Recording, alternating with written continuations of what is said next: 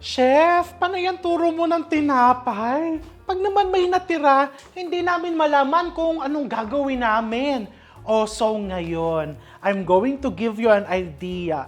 Gumawa tayo ng bread pudding para pag may natira kang binake na tinapay, o kaya, aminin, baka magkatulad tayo pag nakakita ng mga tinapay na nakasale sa mga bakeries or sa mall, magho-hoard. And the following day, nagda-diet pala ako.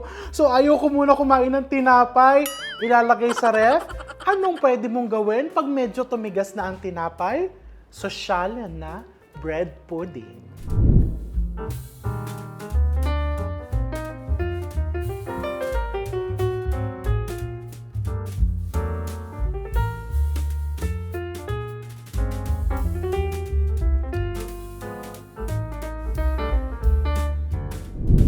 So this is very, very easy. First, let's start with the base. Bago pala yan, meron ako ditong raisins. Lalagyan ko lang ng konting rum. Dapat dark rum. Wala akong dark rum. Meron akong white rum.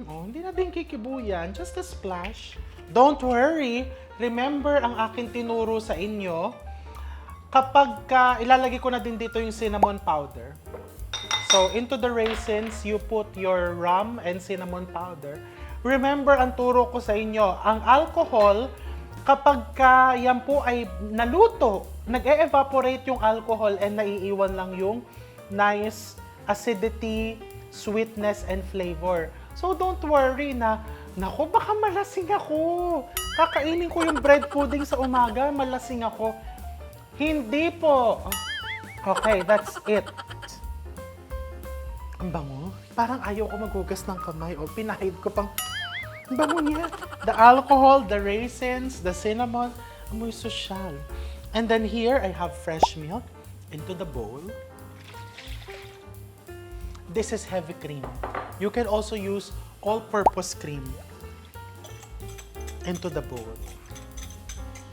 And this is melted butter. Melted good butter. Eggs, and this is white sugar.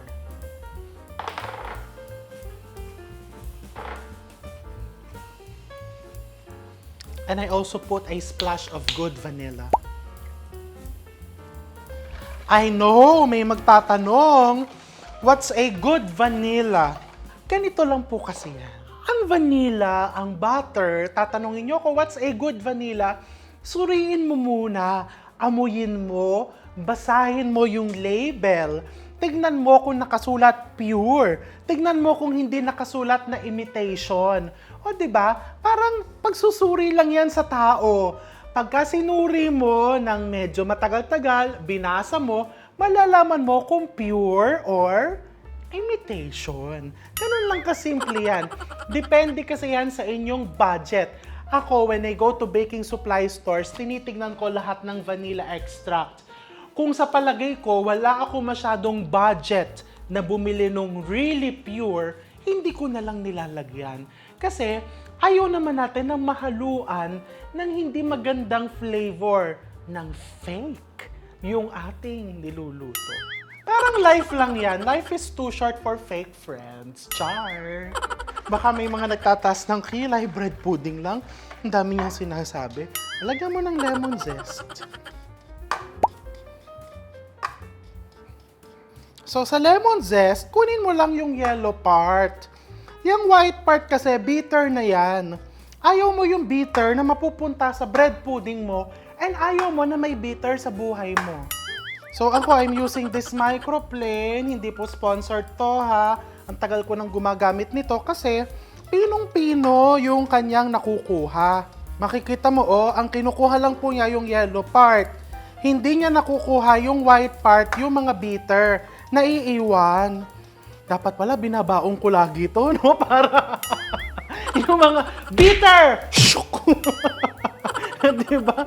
Kasi hindi niya nakukuha yung mga bitter, naiiwan ng bitter, Galing nito. Silid mo sa bag ko yan. Okay, mix this. That's it. And then, Dahil nagpapasosyal ako ngayon, nag-bake po kasi sila ng croissant nung isang araw. So, croissant ang aking gagamitin. Okay, so, you just cut your croissant into cubes. Cut lang natin into cubes.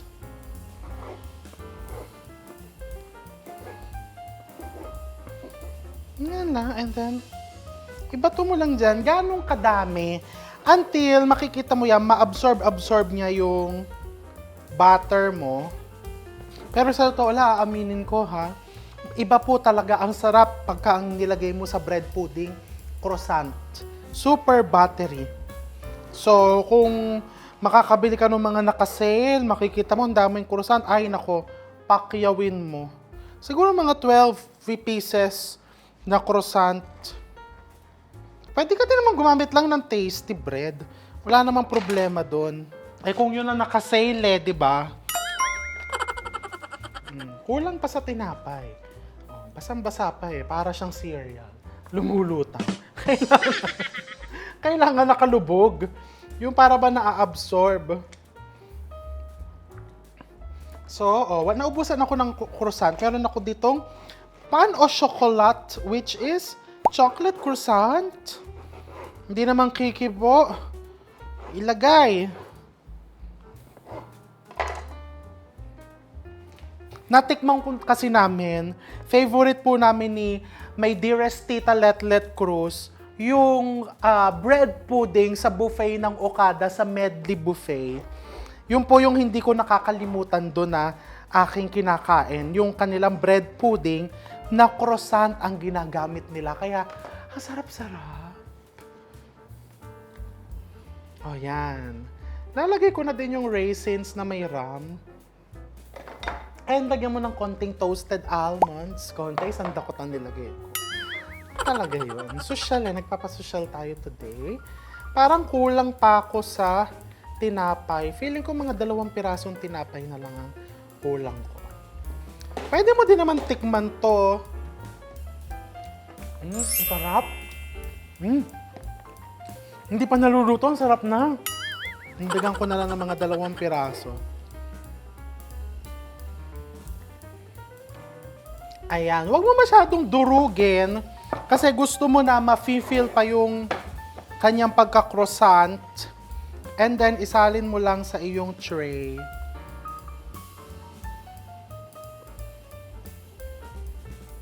So, nalagay ko na sa pan.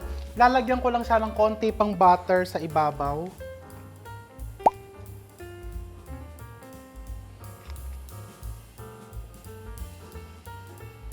Tutulong yan para medyo mag-crisp yung ibabaw. Konti, no? Ganito po ang konti sa akin pagdating sa butter at sa pagmamahal. Okay? So, this goes into the oven. Preheated 375 degrees Fahrenheit oven for around 40 minutes to up to an hour. I would suggest na wag mong i-overbake para moist pa din yung loob. And yung ibabaw niya is magki-crisp. So, isa lang natin into the oven.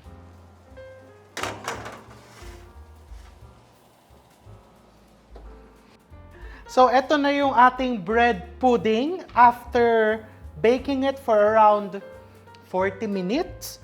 Ngayon naman, gumawa tayo ng vanilla sauce. Ano lang, this is optional. Pwede namang hindi mo lagyan, pero mas bongga pag meron on the side. So I just have here milk. And I'm just going to put around 3/4 cup of white sugar. Egg yolks, 6 egg yolks.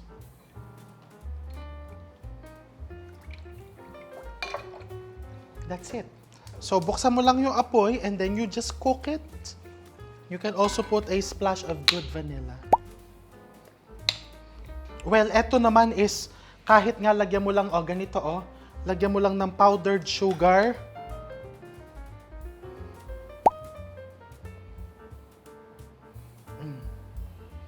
Isn't it bongga? Lagyan mo pa ng konting almonds.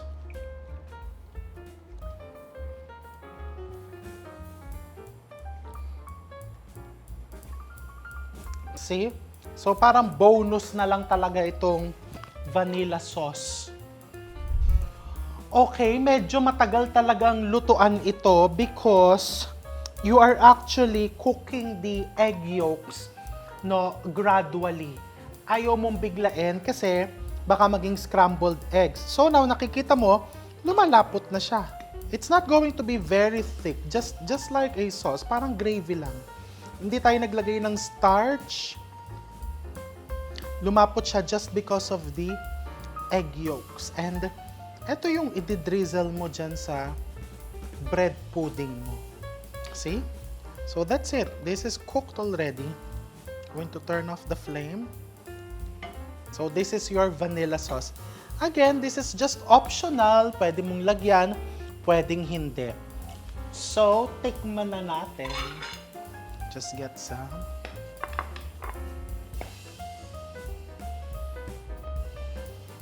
Iba talaga pag croissant ang ginamit. You see? It looks very buttery. And, lagyan mo lang nitong iyong, just put some vanilla sauce.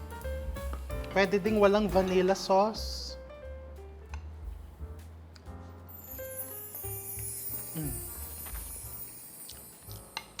Literal na lasang sosyal. Hindi mo iisiping ito yung mga tira-tira mong tinapay. And iba yung nabigay na added texture ng almonds and raisins. Oh, just a tip. Bumili ka din ng naka-sale na pan o chocolate kasi yung parang nandun yung chocolate aftertaste, makakagat-kagat mo. Super good. Huwag ka na maghihintay. Hindi pala. Medyo maghihintay ka pala kasi maghahanap ka pa siguro naman naka-sale na croissant. Because I'm sure, kahit may luma kang pandesal dyan, tasty bread, dahil nakita mo kung ganong kabongga pag croissant ang ginamit, I'm sure nagagayahin mo ito. Gawa na nitong bonggang-bongga and social na bread pudding. I'm going to see you soon.